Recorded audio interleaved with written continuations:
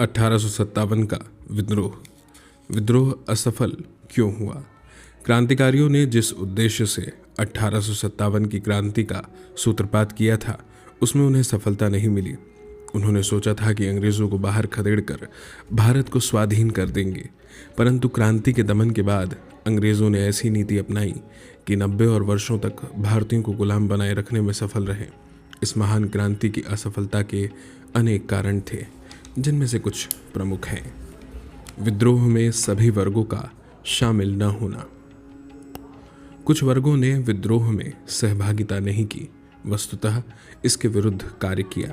बड़े जमींदारों एवं तालुकदारों ने इसमें भाग नहीं लिया। महाजनों एवं व्यापारियों ने विद्रोहियों का पूरी तरह शोषण किया था, अतः ब्रिटिश संरक्षण में वे अधिक सुरक्षित थे। आधुनिक शिक्षित भारतीयों ने इस विद्रोह को पीछे लौटने के तौर पर देखा और उनका मानना था कि ब्रिटिश शासन भारत को आधुनिकता की ओर ले जाएगा। अधिकतर भारतीय शासकों ने विद्रोह में शामिल होने से मना कर दिया और प्रायः ब्रिटिश शासन की सक्रिय मदद की। पटियाला के शासक, सिंध एवं अन्य सिख सरदार, कश्मीर के महाराजा, ग्वालियर की सिंधिया और इंदौर के होलकर विद्रोह में शामिल नहीं हुए। अधिकतर दक्षिण भारत इससे अधिक प्रभावित नहीं हुआ। एक आकलन के अनुसार कुल क्षेत्र का 1/4 और कुल जनसंख्या का 1/10 से अधिक भाग प्रभावित नहीं हुआ। एक संगठित एवं एकबद्ध विचारधारा का अभाव। विद्रोहियों को औपनिवेशिक शासन की स्पष्ट समझ नहीं थी और न ही उसके पास भविष्योन्मुखी कार्यक्रम, एक सुसंगत विचारधारा, एक राजनीतिक परिदृश्य या एक सामाजिक विकल्प ही था। विद्रोही अलग अलग समस्याओं एवं वर्तमान राजनीति की अवधारणाओं सहित विविध पहलुओं का प्रतिनिधित्व करते थे। भारतीयों के बीच एकता का अभाव भारतीय इतिहास के इस चरण में शायद उपेक्षित नहीं किया जा सकता था। भारत में अभी भी आधुनिक राष्ट्रवाद के बारे में लोग अनभिज्ञ थे।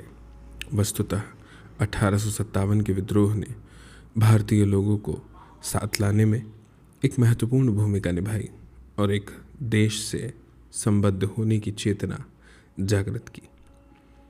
निश्चित समय की प्रतीक्षा न करना।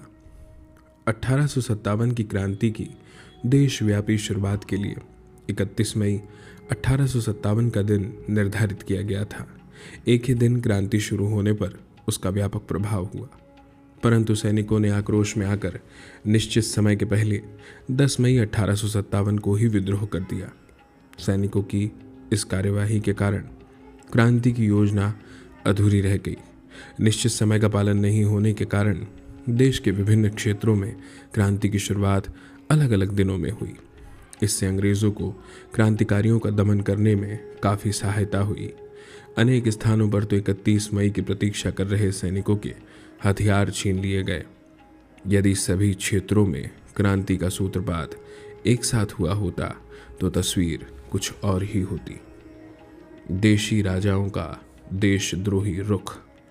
1857 की क्रांति का दमन करने में अनेक देशी राजाओं ने अंग्रेज़ों की खुलकर सहायता की। पटियाला, नाभा, जींद, अफगानिस्तान, नेपाल के राजाओं ने अंग्रेज़ों को सैनिक सहायता के साथ साथ आर्थिक सहायता भी की। देशी राजाओं की इस देशद्रोहितापूर्ण भूमिका ने क्रांतिकारियों का मनोबल तोड़ा और क्रांति के दमन के लिए अंग्रेजी सरकार को प्रोत्साहित किया। सांप्रदायिकता का खेल।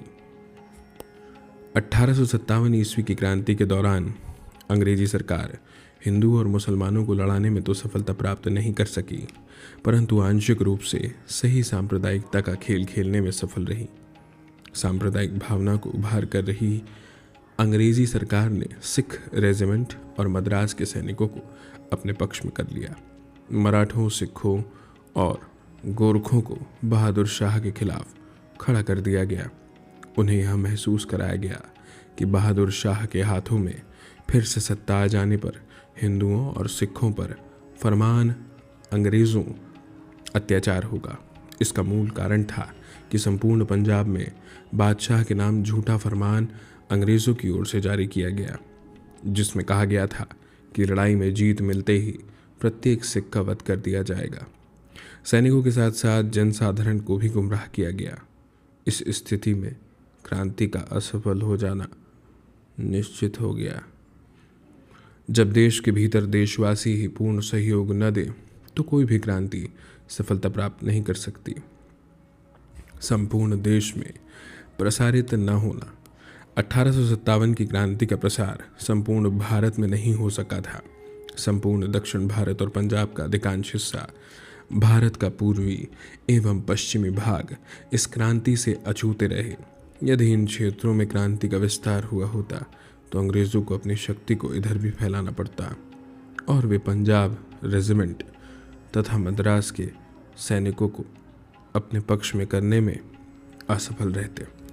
ऐसा इसलिए भी हुआ क्योंकि उन क्षेत्रों में पूर्व में हुए विद्रोहों को कंपनी ने बर्बरतापूर्वक कुचल दिया था।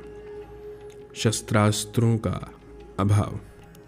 क्रांति का सूत्रपात तो कर दिया गया, किंतु आर्थिक दृष्टि से कमज़ोर होने के कारण क्रांतिकारी आधुनिक शस्त्रास्त्रों का प्रबंध करने में असफल रहे।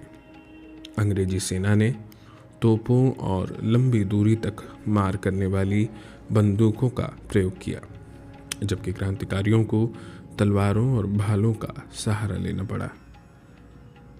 इसलिए क्रांति को कुचलने में अंग्रेज़ों को सफलता प्राप्त हुई।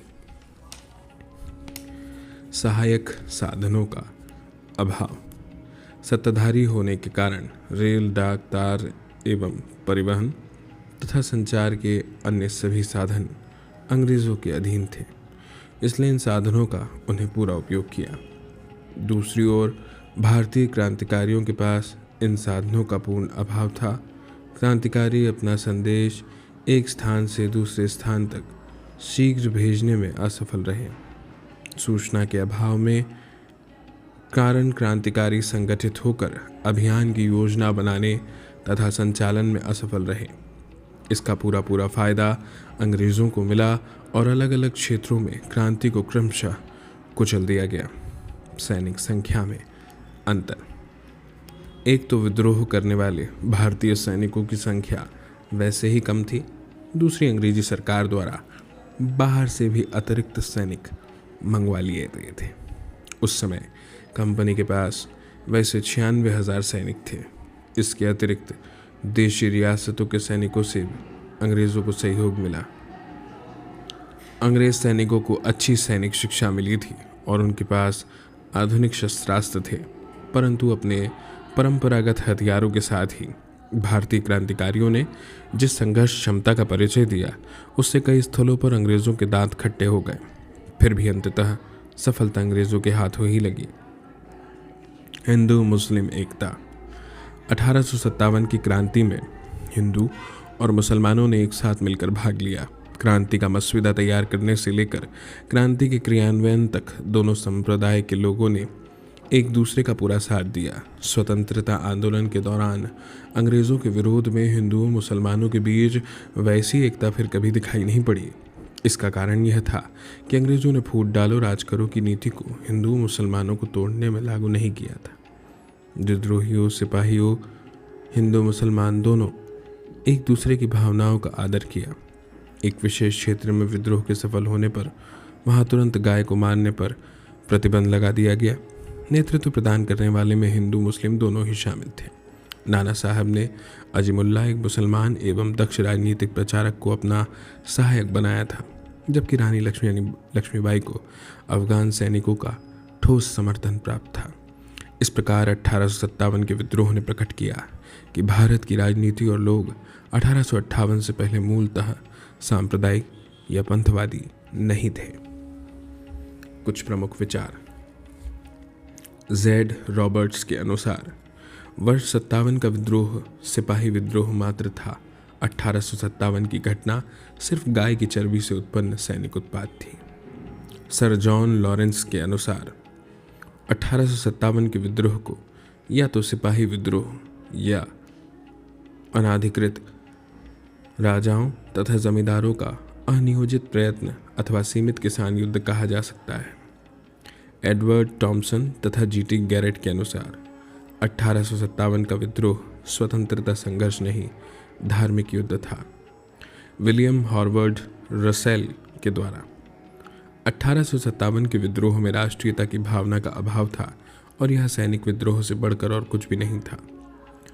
आरसी मजूमदार के अनुसार सन 57 का विद्रोह सिपाही विद्रोह नहीं, अपितु स्वतंत्रता प्राप्ति के निमित्त भारतीय जनता का संगठित संग्राम था।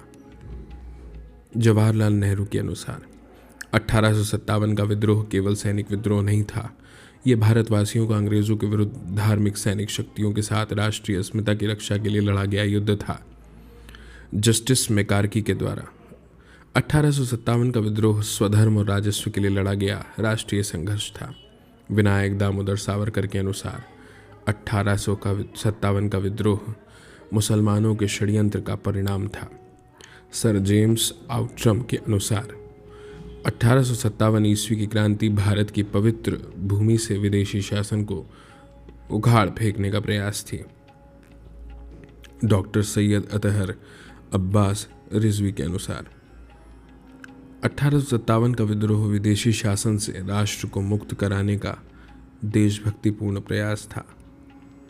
बिपिन चंद्र के अनुसार 1857 का विद्रोह सचेत संयोग से उपजा राष्ट्रीय विद्रोह था। बेंजामिन डिज़रायली के अनुसार 1857 का विद्रोह सैनिक विद्रोह न होकर नागरिक विद्रोह था।